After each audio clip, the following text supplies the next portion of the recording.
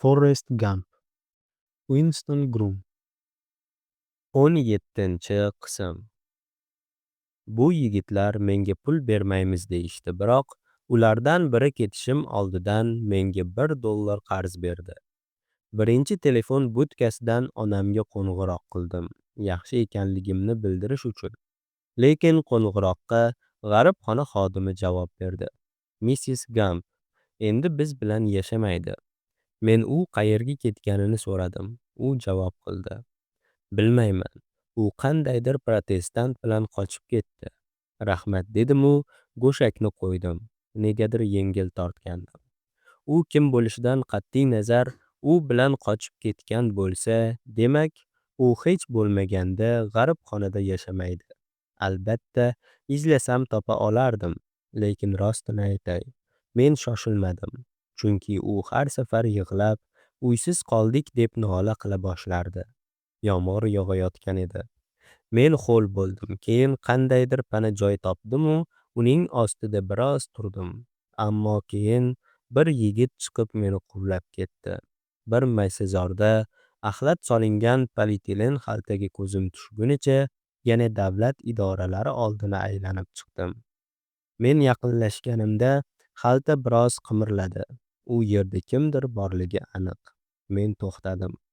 Xaltaning oldiga bordim va uni tuflimning uchi bilan turtdim.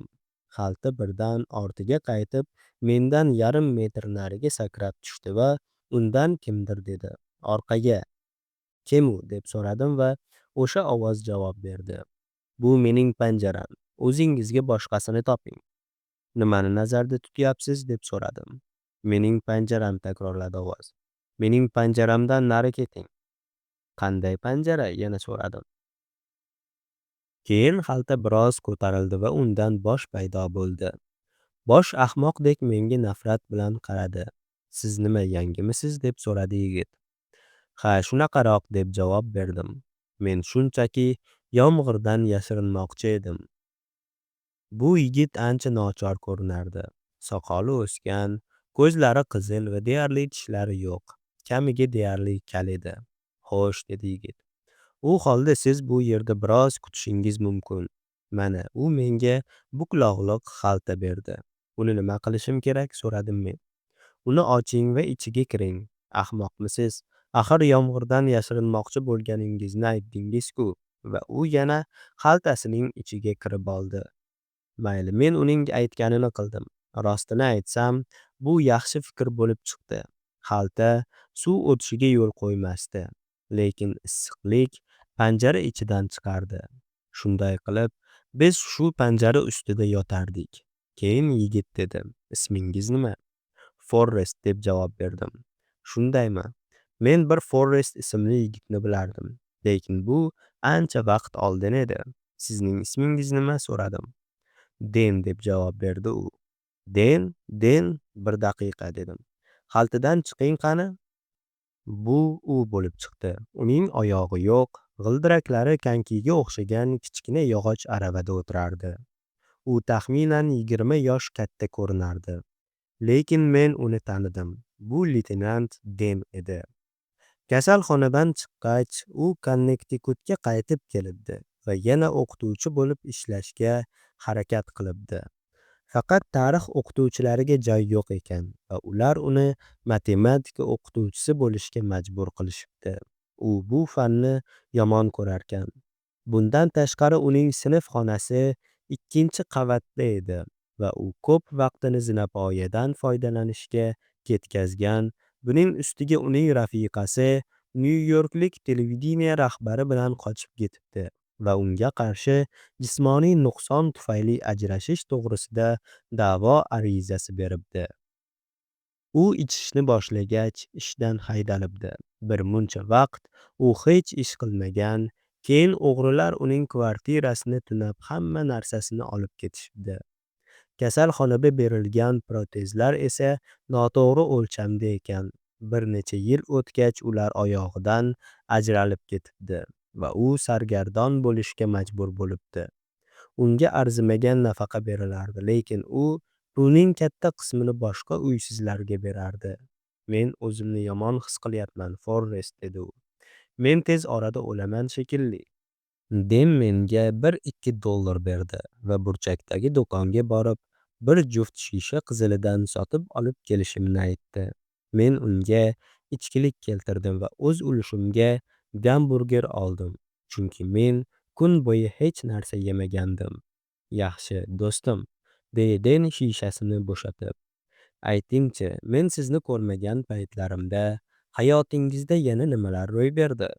Xo'sh, men unga Jenni Kerranni topib, musiqa guruhida garmonika chalganimni, namoyishda qatnashganimni va senatorga medal uloqtirib qamoqqa tushganimni aytdim. "Oh, buni eslayman", dedi Den. "Menimcha, o'sha paytda kasalxonada edim. Men u yerga borgan bo'lardim, lekin medallarni uloqtirmasdim. Mana qarang." U kurtkasining tugmalarini yechdi. Uning barcha medallari ko'ylagiga qadalgan edi. Binafsha yurak, kumush yulduz, jami 10 ga yaqin medal. Ular doimo menga nimanidir eslatib turadi, dedi u. Men aniq nima ekanini bilmayman. Albatta, urush va bularning barchasi haqida, lekin eng muhimi, bular mening bir bo'lagim. Ko'p narsani yo'qotdim, Forrest. Faqatgina oyoqlarimni emas, bilmoqchi bo'lsangiz, ruhimni yo'qotdim. Endi ruhim qayerda? Bu medallar qayerimga osilgan? Menimcha, ular bo'shliqni yashirib turibdi. Unda sizning tabiat qonunlaringiz haqida nima deyish mumkin? Chunki ular hamma narsa uchun javobgar-ku, dedim. Biz tuzgan rejalarchi, u nima bo'ldi? Bu falsafani jin ursin, deb javob berdi u. Hammasi axloqsizlik. Bu haqda menga aytganingizdan beri men u bilan yashayapman. Men faqat oqim bo'ylab boraman. Qo'limdan kelgancha harakat qilaman va o'z burchimni tushunganimdek bajaryapman. Yaxshi, ehtimol bu siz uchun ishlaydi, Forrest. Bu men uchun ham ishlaydi deb o'ylardim. Lekin mana hozir qanday holga kelib qoldim? Qarang, men kimman? Shunchaki uysiz, oyog'i yo'q, nogiron, ichkilikboz, 35 yoshli daydi, tamom. Bundan yomonroq bo'lishi mumkin edi, dedim men. Shundaymi? Haqiqatdanmi? Dedi u. Men u tushundi deb o'yladim. Keyin men unga o'z hikoyamni aytib berdim. Meni ruhiy kasalliklar shifoxonasiga qanday yotqizishgani, keyin raketada koinotga uchirilganim, Syu va mayor Frich bilan birga odamxo'rlar orasida yashaganim, shuningdek, pigmeylar bilan jang haqida gapirdim. Oh, Xudoyim, Forrest, siz haqiqatdan ham katta muammolarga duch kelibsiz, dedi Den. Xo'sh, unda qanday qilib bu yerda, panjarada, polietilen xalta ostida qoldingiz? Bilmayman, javob berdim men. Lekin men bu yerda uzoq qolmayman. Qayerga ketasiz? Yomg'ir to'xtashi bilan Jenni Kerranni qidiraman. U qayerda bo'lishi mumkin? Men hali bilmayman, dedim. Lekin imkon qadar tezroq bilishga harakat qilaman. Sizga yordam kerakka o'xshaydi, dedi u. Men Denga diqqat bilan qaradim. Uning chaqnagan ko'zlari sochlari orasidan arang ko'rinardi. Kechasi yomg'ir to'xtamagani uchun Den bilan xayriya boshpanasiga bordik va u kechki ovqat uchun $0.5, to'shak uchun yana chorak to'ladi. Ularda shunday ekan, agar siz ularning ba'zilarini tinglasangiz, sizga kechki ovqatni bepul berishadi, dedi Den. U qimmatli vaqtini dunyo qanday charx urishi haqidagi nasroniylarning bema'ni gaplarini tinglashga sarflagandan ko'ra yomg'ir ostida uxlashni afzal ko'rardi. Ertasi kuni ertalab Den menga $1 qarz berdi va men telefon topib musiqiy guruhimizda nog'ora chalgan Moziga qo'ng'iroq qildim. Men o'ylaganimdek, u o'sha yerda ekan. Ovozimni eshitib juda hayron bo'ldi. Forrest, qoyil, dedi Mozi. Biz sizni endi bu dunyoda yo'q deb o'ylardik.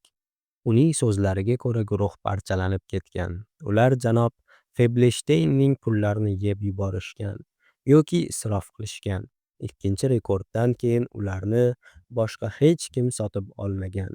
Muzining aytishicha, ular hozir turli xil musiqiy guruhlarni tinglashmoqda va yigitlarning aksariyati ish topish uchun ketishgan. Shuningdek, u Jennidan ham anchadan beri xabari yo'qligini aytdi. U tinchlik uchun kurashish maqsadida Vashingtonga borgan va men hibsga olinganimdan so'ng u bir necha oyga guruhga qaytibdi. Lekin unda endi nimadir o'zgaribdi.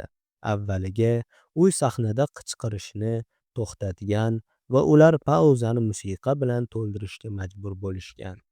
Keyin u aroq ichib konsertlarga kechikib kelgan va ular uni ogohlantirmoqchi bo'lganlarida u ketib qolibdi.